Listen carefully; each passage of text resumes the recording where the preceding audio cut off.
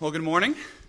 I'm looking forward to reading this paper just because it's a topic that we don't usually discuss when we think of issues of worldview and how that implies things for our everyday lives. And so there's not a lot of people discussing this topic, so I really wanted to start a conversation, if that will. Maybe someone else can continue the conversation, do something special with it. But without further ado, More Than Fabric and Leather, Toward a Theology of Clothing.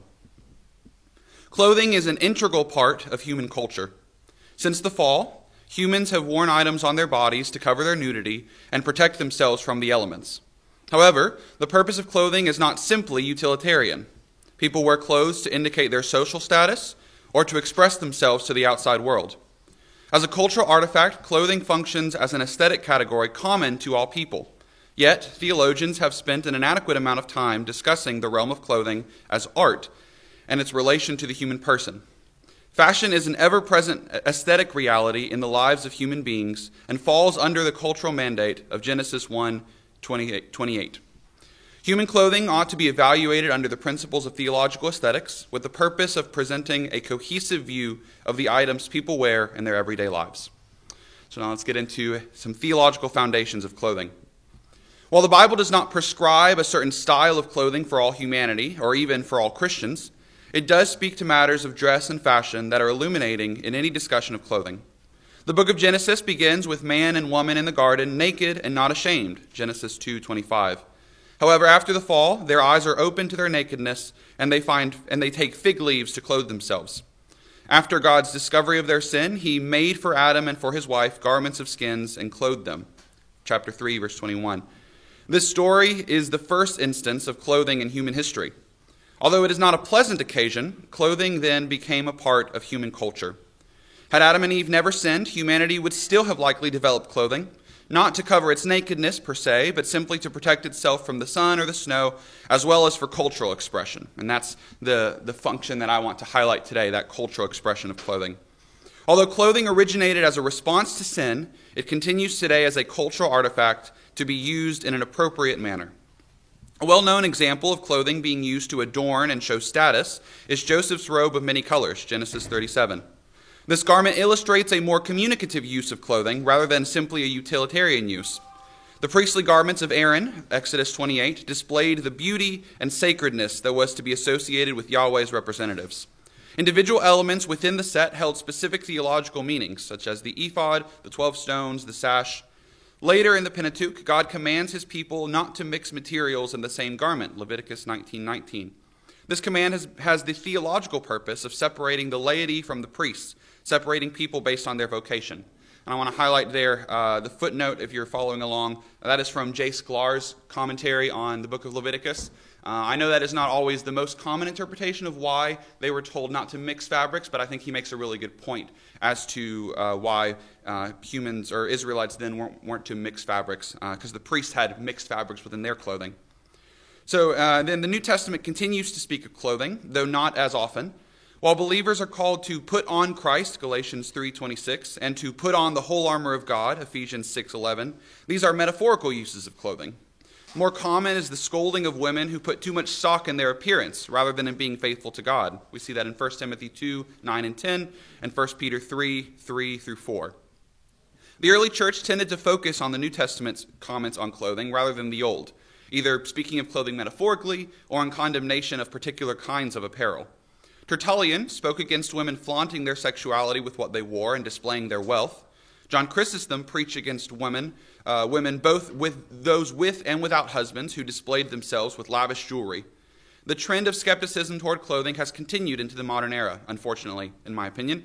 Karl Barth associated the fashion industry with demonic activity, with its controlling nature of what people wear. And an interesting note here, also Abraham Kuyper, the Dutch prime minister and theologian, spoke of not wanting to be bound to the fashion industry. So within his Dutch context, France was already rising to power and cultural prominence, and so many French designs were being imported into the Netherlands. And he saw that as foreign to not only them as a people, but even them as a culture that had developed with their own cultural clothing items. And so he wanted to preserve what the Netherlands had designed and developed over the many centuries in his own culture.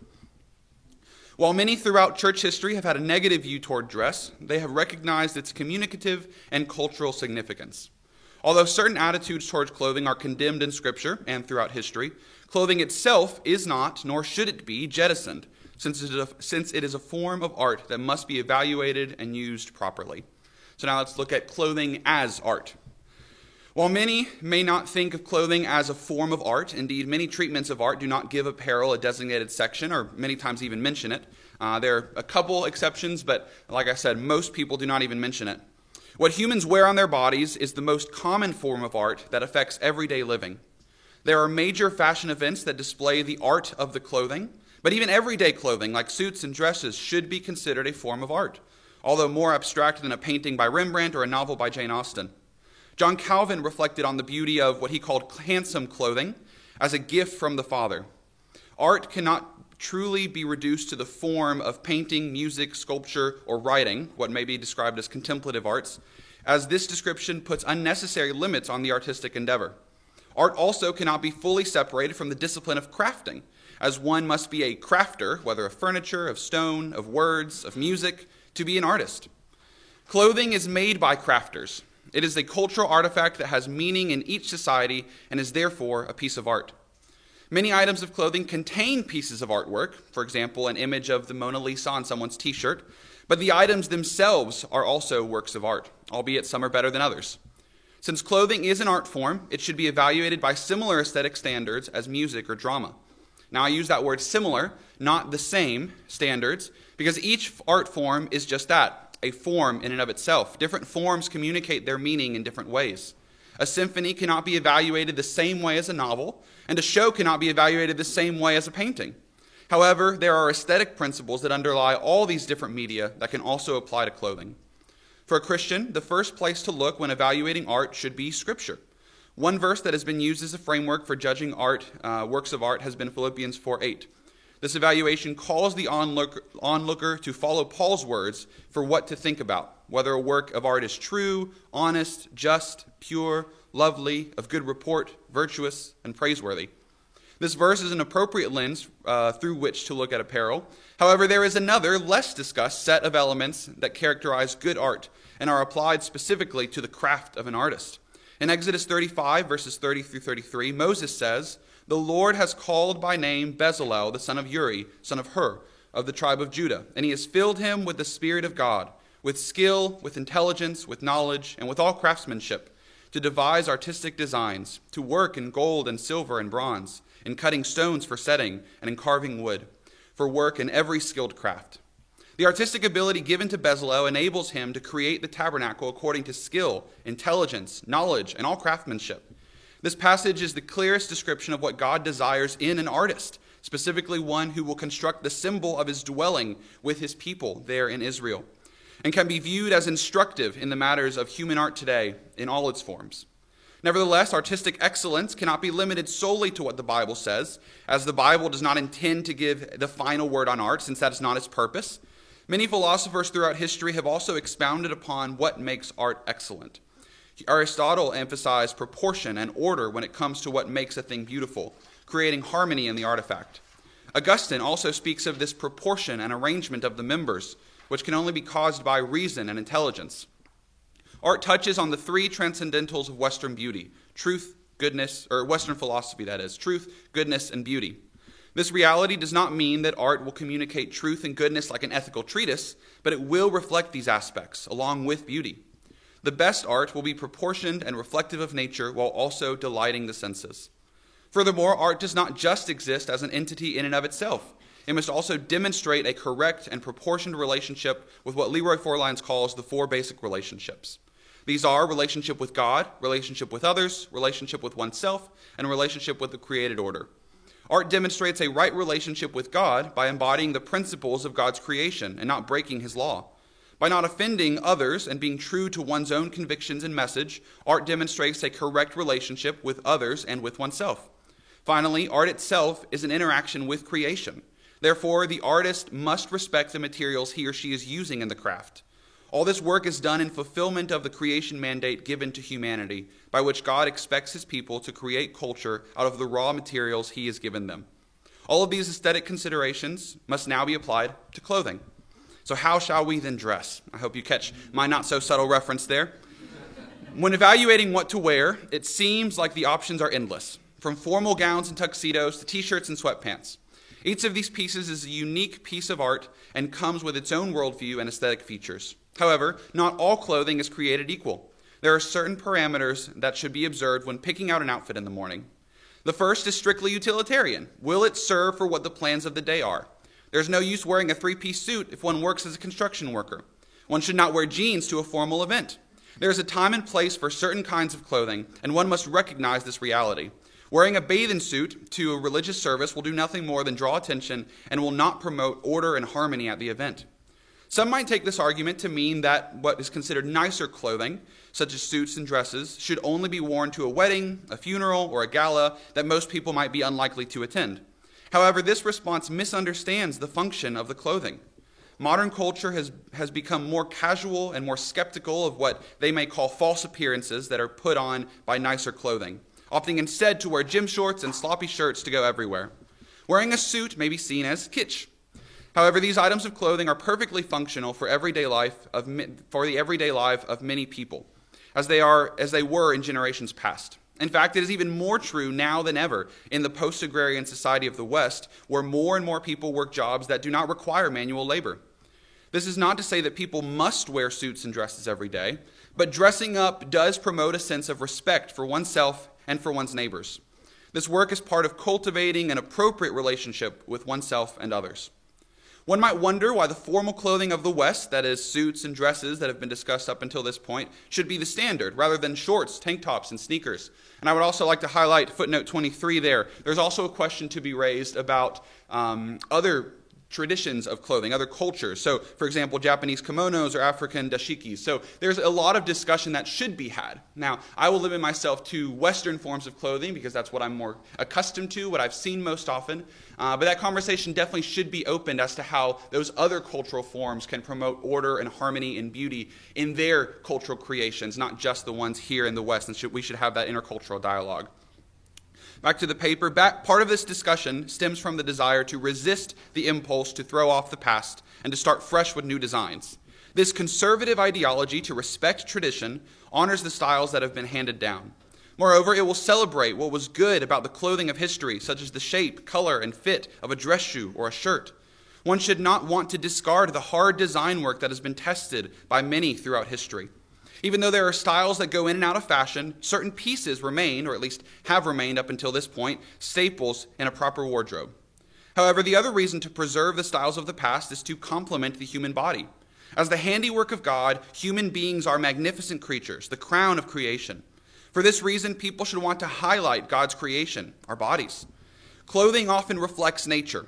When it comes to what someone wears, this element will often translate into complementing one's skin tone or highlighting the face.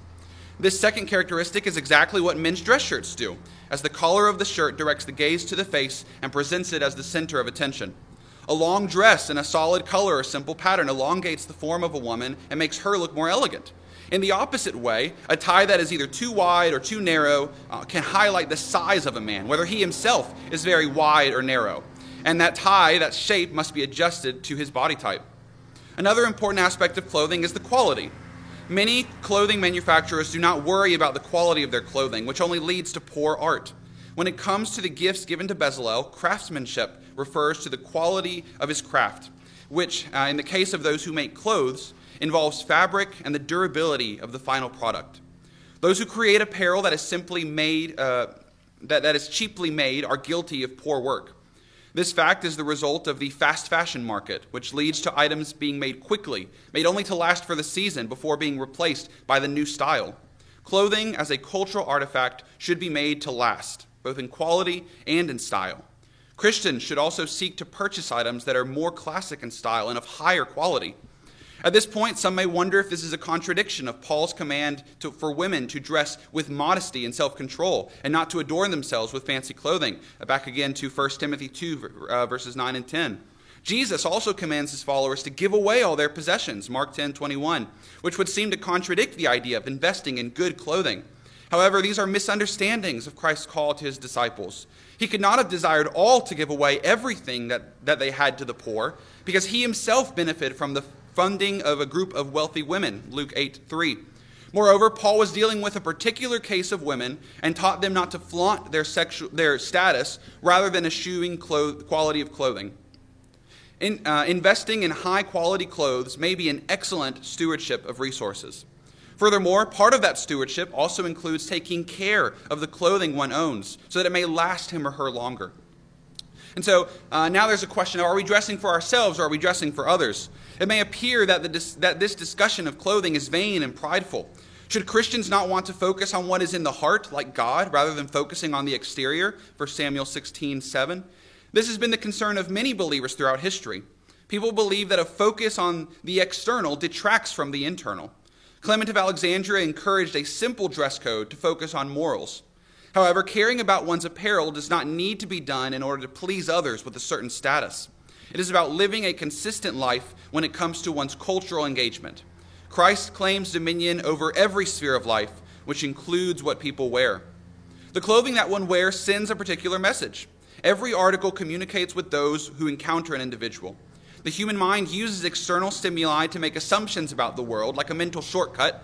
While it can lead people astray, hence the saying, do not judge a book by its cover, it often helps them understand the world in time to act accordingly. A well-fitted suit and tie may communicate respect, while a baggy pair of pants may communicate disrespect. Christians should seek to send the correct message, that they believe in a Savior who will redeem all of creation and human activity, even what was once used to try to cover up the results of sin. When it comes to clothing, a discussion of modesty is also appropriate. It is true that the Bible calls believers to modesty. This call means that men and women should not dress in a way that is provocative to members of the other sex, or their own sex for that matter. Furthermher, not every rule that was enforced in the past needs to be maintained in the present.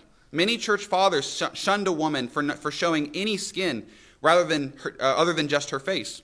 This is a form of legalism and is not appropriate in the New Covenant community. The principle of modesty may mean different things for different individuals with different body types. There is no one-size-fits-all rule for modesty. However, all Christians must remember their role in preserving their weaker brother or sister when it comes to what they wear and how they act. This discussion is mainly focused on the form of dress. Since an article of clothing may be mostly form rather than explicitly content, this form is important to evaluate. It is simply not adequate to baptize a certain form or to Christianize it, whether it be a Christian rap song or a t-shirt with just simply a Bible verse on it. This has been all too common among 20th century Christians. The form shapes the content. Therefore, it is of the utmost importance that followers of Christ take caution to communicate the good, the true, and the beautiful throughout the form of their apparel. Conclusion. Clothing is a cultural artifact and an art form. It is bound by the same aesthetic principles as other art, such as excellence, beauty, and order. Clothing also communicates a worldview to both the wearer and the onlooker. Traditional styles of clothing complement the beauty of God's creation and express an order in nature. Ken Myers relates the worldview dysfunction that may occur if someone feasts on culture that is not proper to his or her view of creation, fall, redemption, and consummation. He says, if there was never any elegance or grace, any ritual or decorum as part of your meals, if all your food you ever consumed was delivered to you by a person in a funny-looking hat and was wrapped in cardboard or styrofoam, would that affect your impressions of the biblical metaphor of the marriage supper of the Lamb? An appropriate comparison can also be made for clothing. If all one ever wears is a sloppy, oversized t-shirt, a pair of gym shorts, and a set of pajamas, would it affect one's impressions of the biblical metaphor of those who have come out of the great tribulation and washed their robes so that they are made white in the blood of the Lamb? Revelation 7:14. What people wear reflects their understanding of eternity, which is why they ought to clothe themselves excellently. Thank you.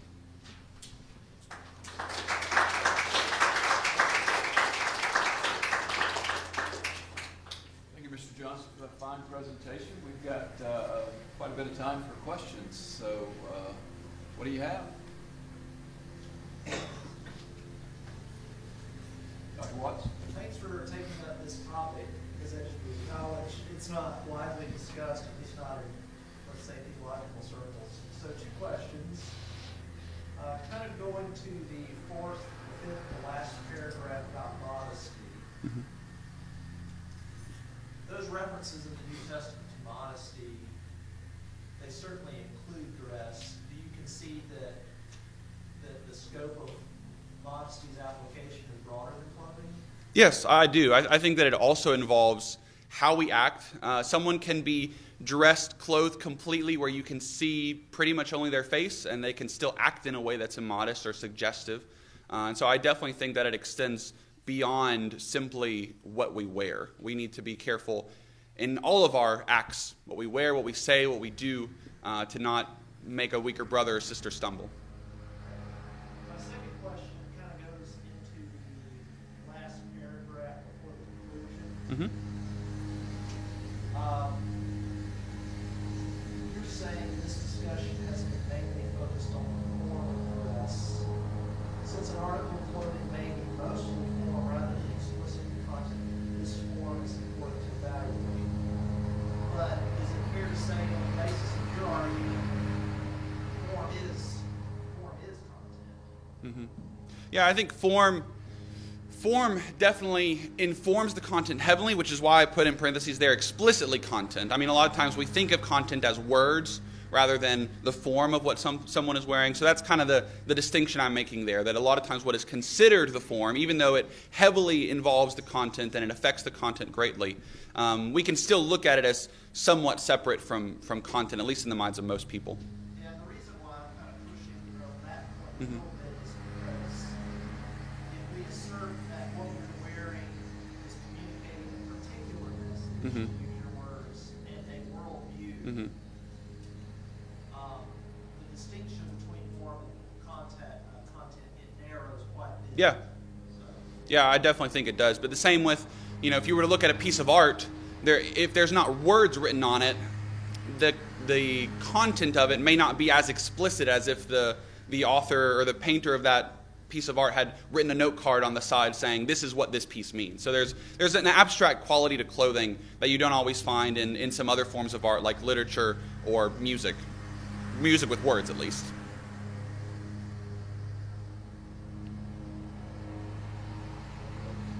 Some have suggested that much of our expression of Christian white middle class expression on a socioeconomic status, how would that play into what you're suggesting?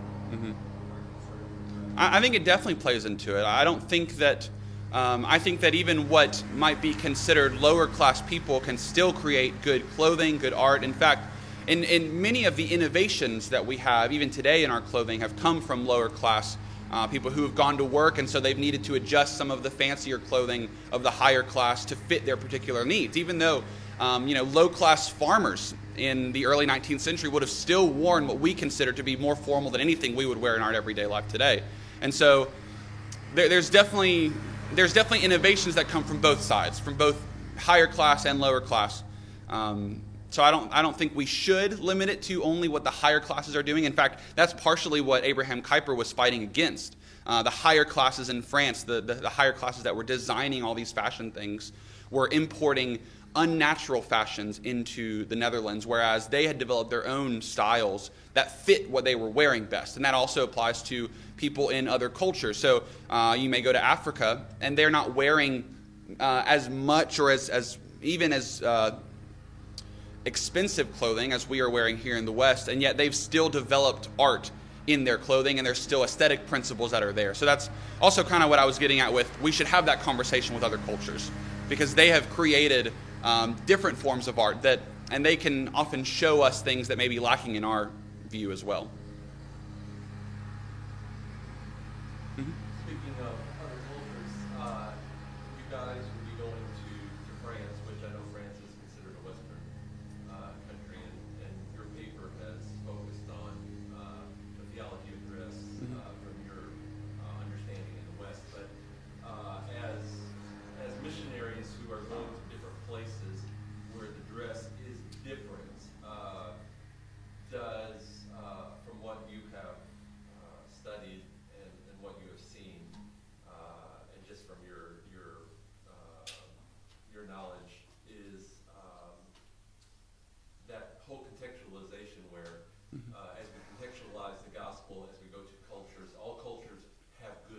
in them, which would include people's dress. So what would that look like from someone from our culture going to another culture to share the gospel as it relates to adapting those cultural norms as long as they don't contradict Scripture? Yeah, I think missionaries should... Sorry, could you restate the question? Oh, yes. So the question was, how does this discussion of clothing and dress affect contextualization for missionaries going all around the world? And what should they do in those situations? So I would say that it definitely does. Missionaries should definitely seek to imitate the cultures they're going to with their dress. Hudson Taylor specifically was very strong on the missionaries that were going to China under his mission had to wear Chinese clothing and even style their hair like the Chinese. And so I think with that idea that other clothing developed in other cultures still demonstrates God's beauty, even if a culture has developed without Scripture by its side to inform some of these things. There's still an element of common grace in this. There's still an element where God is showing His beauty in creation, even though that's not a salvific revelation. That's still a revelation that does inform, in many cases, what people are wearing. And I would say, in fact, in some cultures, they are more connected to some of those ideals of truth, beauty, and goodness, even than we are in the modern West. After the Enlightenment and the whole development of throwing off the church, it's almost like the West has gone in a different direction. So we could definitely learn, one, as Westerners from other cultures, but then also Western missionaries going should seek to wear what is the best from whatever culture they're going to, and what will allow them to have that greatest impact in the culture.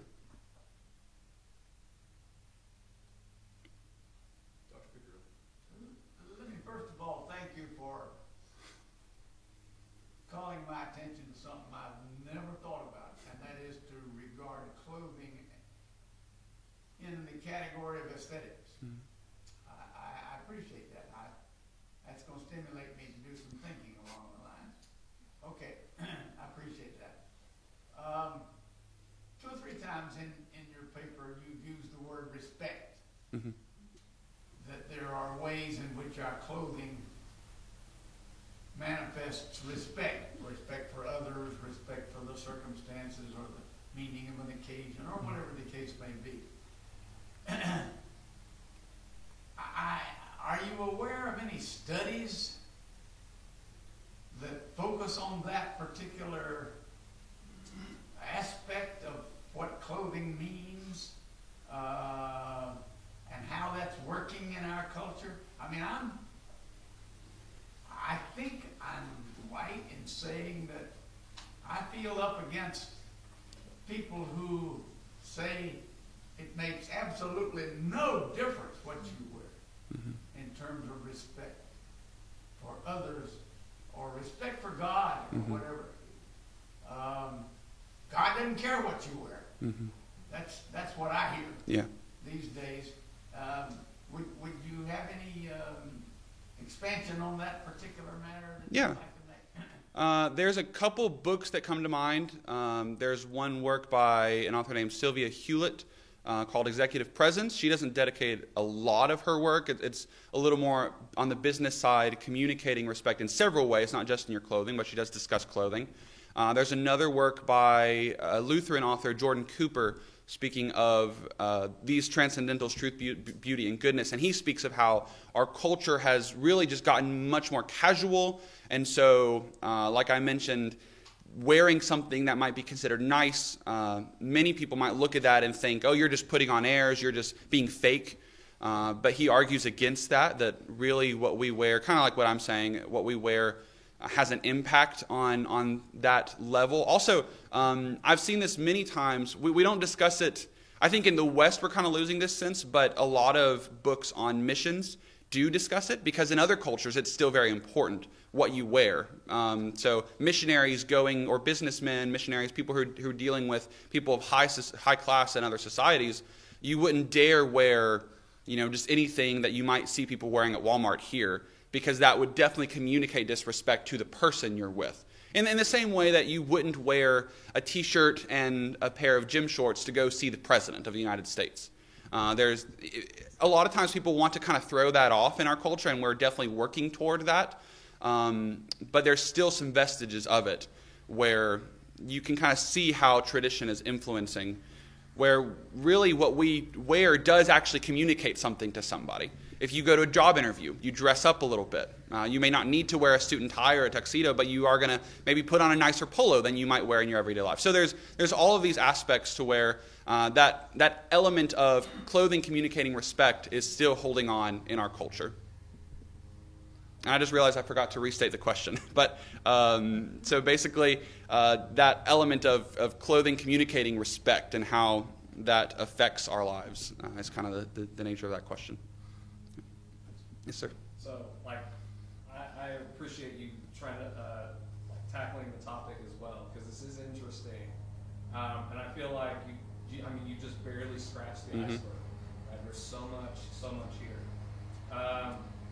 So, I'm trying to think. I've got a couple of questions, but I'll try to just ask one right now. Going back to the comments you just made, you were talking about dressing up nice versus dressing up casual. Right? This is a theme that appears, I think, a couple times in your paper, which I think is interesting. That when you dress casual, that may not demonstrate a certain kind of respect for other people. And I wonder whether that is distinct. That seems to me to be a distinct dimension from the aesthetic, if that makes sense. Because we're talking about the aesthetic, it's truth, beauty, justice, right? Like it's this, where we're thinking of maybe beauty in particular. And I'm not sure, I think those two things come apart. I guess my question then is that how you see it? Are those two different dimensions to dress that we should consider together? If they are different dimensions, if they're connected, how are they connected? And if they're not different dimensions, if they're both like aesthetic and this respect is part of the aesthetic, how are they related? Does that make sense? Yeah.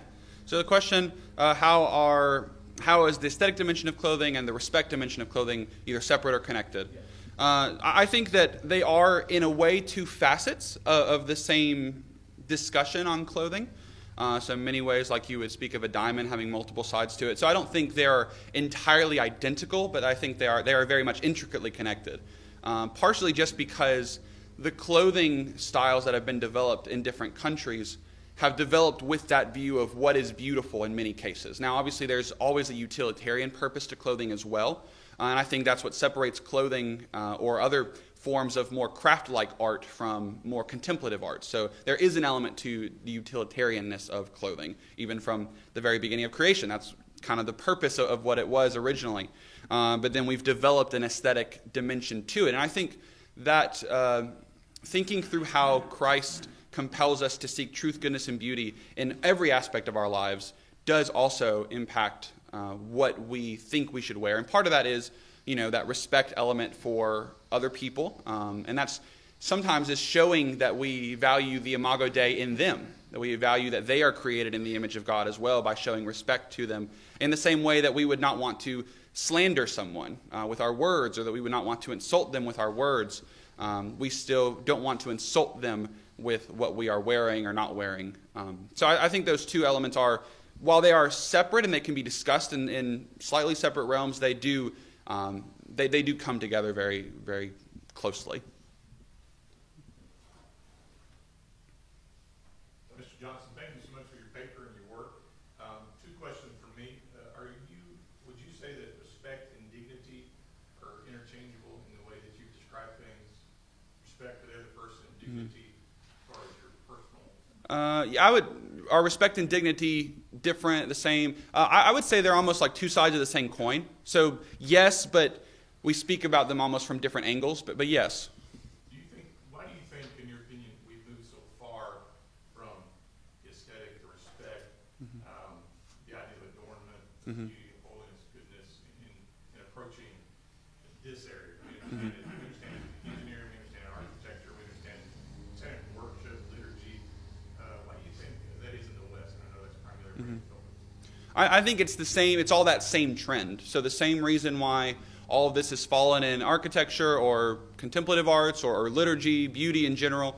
I think it's all kind of the same trend where in the West, because we are getting away from our heritage and that Judeo-Christian heritage in many cases, then we are getting away from truth, goodness, and beauty in all aspects of life. Do you think it is, in your research, is this very controversial, sort of controversial, mildly controversial, or everybody just goes, I do what I want to do? Is this topic controversial? Really, it's just not discussed enough to be anything.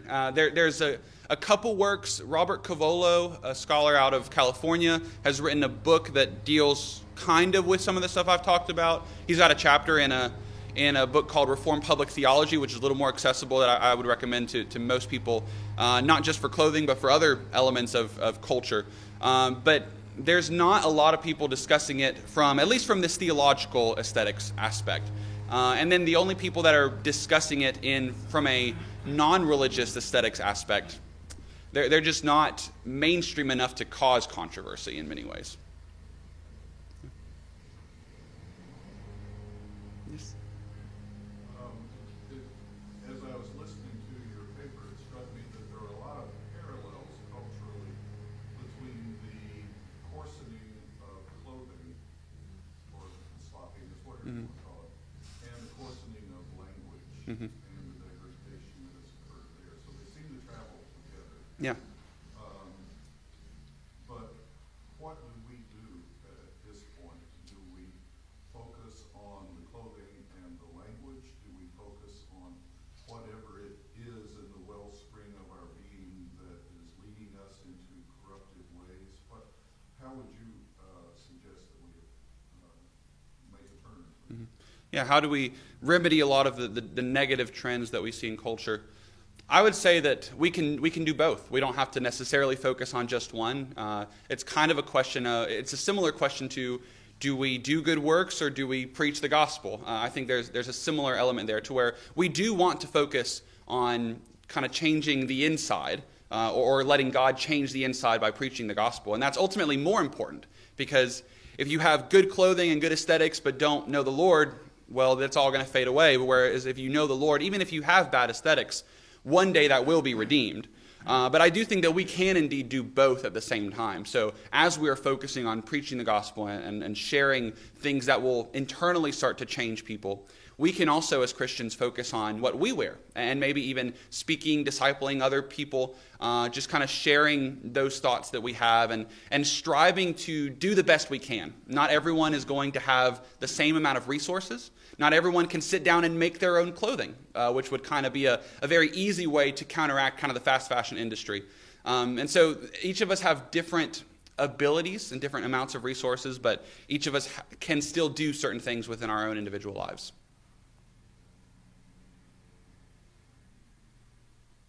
Yes? How do you recommend that we communicate to others as we wear respectful clothing and modest clothing that we are not being proud or uppity? How do we communicate respect to others without communicating pride as well? I think that has a lot to do with our character. If we are people who, no matter what we're wearing, are going to seem proud, or I listen to this better kind of music than you do, if that's the attitude we're putting off, then what we wear is going to communicate that same thing. So if we don't fix our attitude and make our attitudes reflect humility and respect for others as well, the clothing is just almost going to be an extra push against that. Yes? This is not so much a question, but we are very, we benefit by having lived here and grown up in this area, that we as Christians rely on the Holy Spirit to give us guidance as to what we wear, or what we watch on TV, or what we read, the art that we approve of. But what I didn't think about until you mentioned this, is the extra duty missionaries have to fit in with the culture. Mm-hmm. I'm reminded my wife went to a ladies' conference a few years ago, and the missionary had just come from the field, and she was wearing a ring in her ear, and people were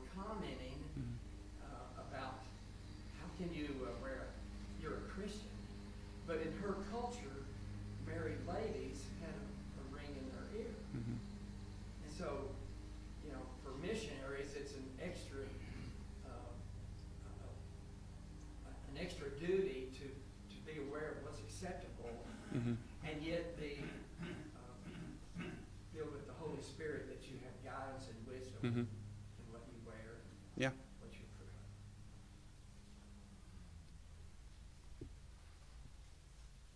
Mr. Johnson, I hesitate to bring this up because it might take us far afield.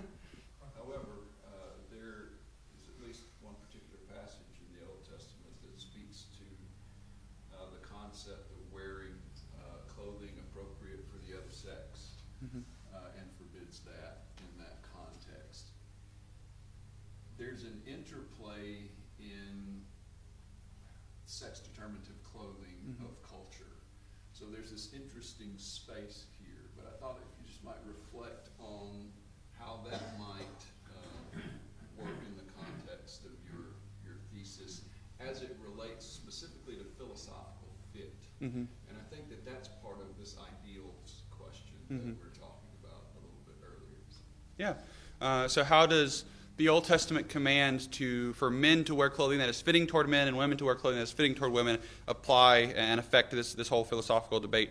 I think that it has to do with what I mentioned of wearing clothing that complements what God has created in your body. So men and women have physical differences about them, and clothing has, in many cases, developed to highlight that. So, for example, with a suit is made, or at least traditionally has been made, to kind of build up the man's shoulders and chest, which in a way has reflected traditional masculine values.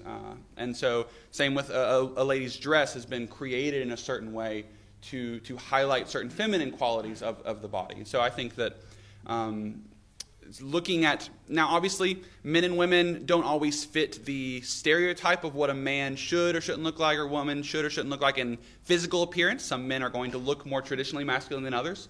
But I think leaning into God's creation rather than leaning away from it is definitely the correct way to move. Other questions or comments? I would like to address, I don't know if hygiene is the proper word or not, but I have seen men dressed in a suit that looked like it'd been wadded up and thrown in a corner for several weeks. Yep. And when they walk in, you can smell them before they get to you. I'm one that really bothers me. I was raised to always look neat, smell good. And could you address a moment about that? Because I've actually seen men that were speaking it like you are, that they just did not look the part. Mm-hmm. To me, that's very important. Yeah, how does hygiene and your clothing being well manicured play into all this? I think it definitely does. Like you're saying, it communicates something. If your suit is wadded up, if your hair is uncombed, if you look unkempt, it does communicate something as well. And so that's definitely part of this. And there's an aesthetic reality to that as well. And so really taking care of your clothing, whatever it is, plays into that. Wearing things that fit you. Some people wear clothing that is way too large, even if it is a $1,000 suit. If it's too large on you, it's not going to look good on you in many cases. So you have to, there's several considerations in that as well, and we do need to care about how our clothing looks, not just the fact that we have what would be considered nice clothing or expensive clothing or even well-designed clothing. So that's definitely an element to that. Any other questions or comments? Just a comment. It would seem that while we may disagree on this clothing shows respect versus this clothing showing little respect or greater respect, what we're aiming for is not pulling all those differences together as long as there is the underlying desire to show that respect. Mm-hmm. And I think it's in this area where we can really see the hyper-individualism in some people. Like, take an English student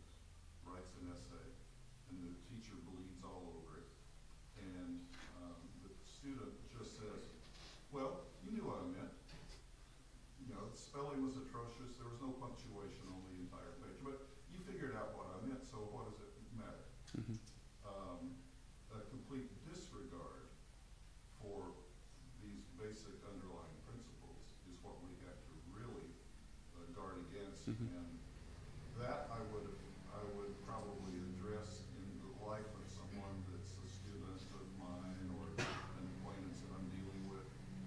I look for that complete disregard as being more important than a disagreement, as long as we're accepting their life. Yeah, art in many cases is hard to judge from what we might want to call an objective standard. Is this piece by Bach better or is that piece by Bach better? A lot of times it's hard to make that decision, even though we see that they're both really good. And so with your example of the essay, two students may write an essay about the same exact topic and they take it a different way. They may still both get an A, as long as they're following some of those other principles that you mentioned. So they're seeking, they end up at different conclusions maybe, but they're still writing a good essay. It's different than essentially them writing the same essay, whereas one of them has really good punctuation and spelling and the other doesn't. There's a clear difference there. So there's some principles that are a little harder to judge between, even though I think there is still a way that we can seek to judge those, even though we may not always get it right, just in our fallen world. And yet there are some principles that are very clear. Okay, that's not what we're looking for. We can almost distinguish some things where this category is things we're definitely not looking for. This category of things is things we're kind of looking for something in that realm, but we can't exactly pinpoint. So I think that definitely has to do with, as well, different items of clothing worn at different times. I think that definitely applies to this topic as well. Thank you.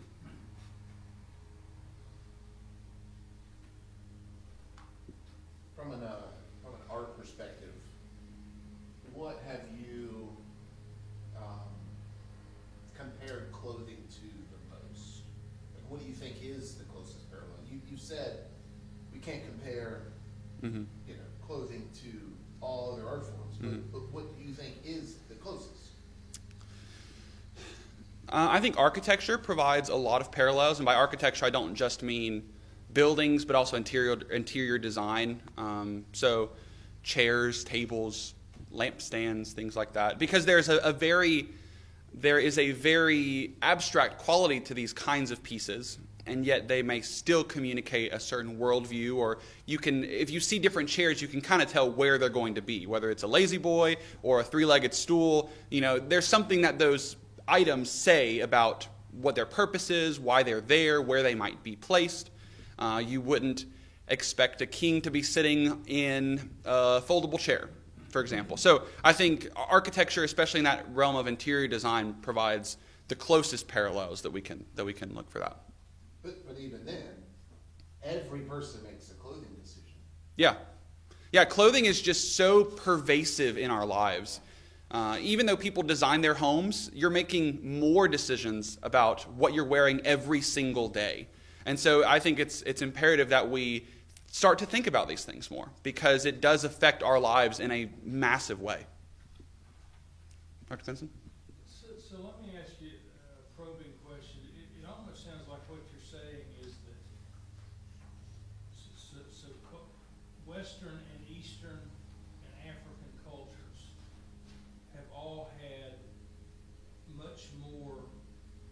placed a much greater emphasis on clothing and the aesthetic and ethical dimensions of clothing in given circumstances. Yeah. And that we, in critiquing some of the legalism of how that may have played itself out in our experience, and wanting to loosen up a little bit, we're in danger of kind of just saying, it doesn't matter.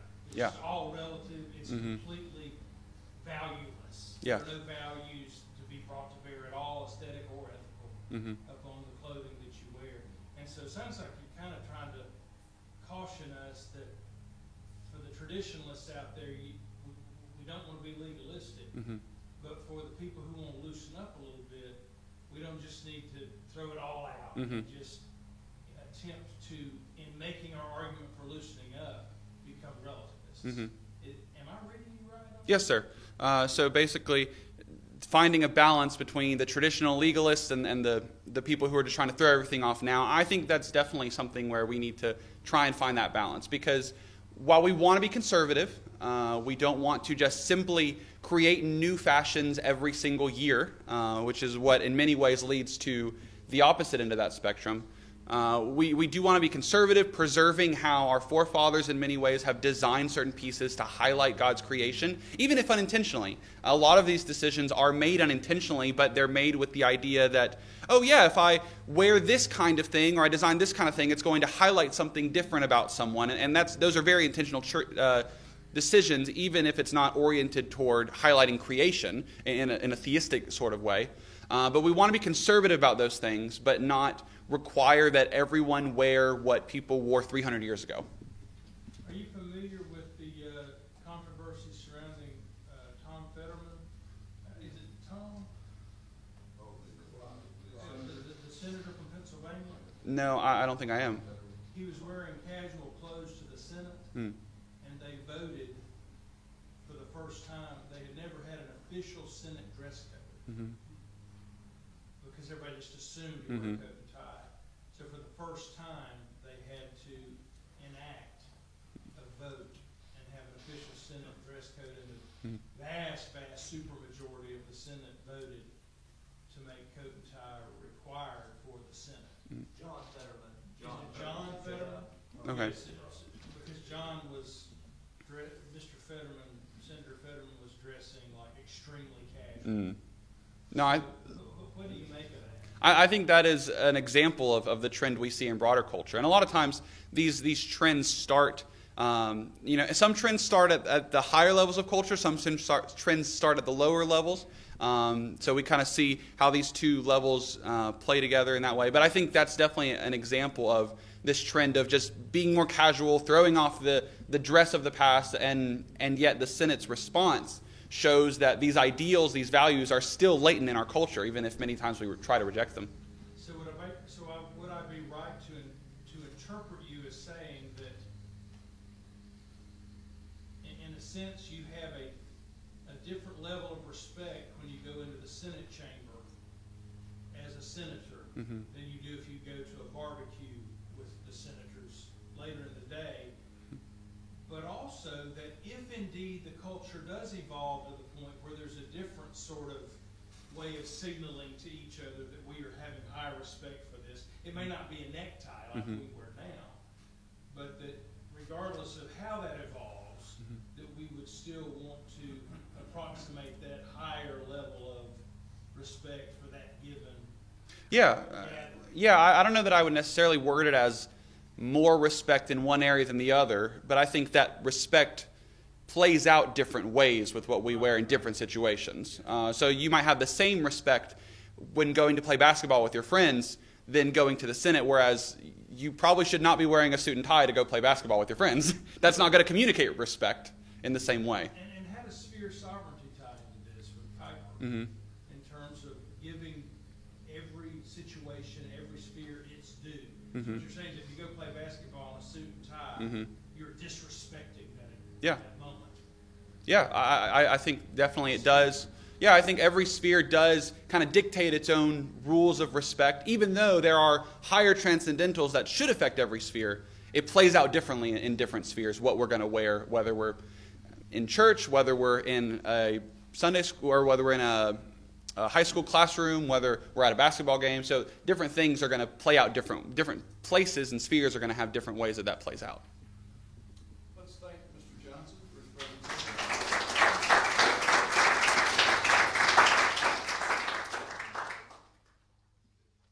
At this point in time, we're going to retire our activities.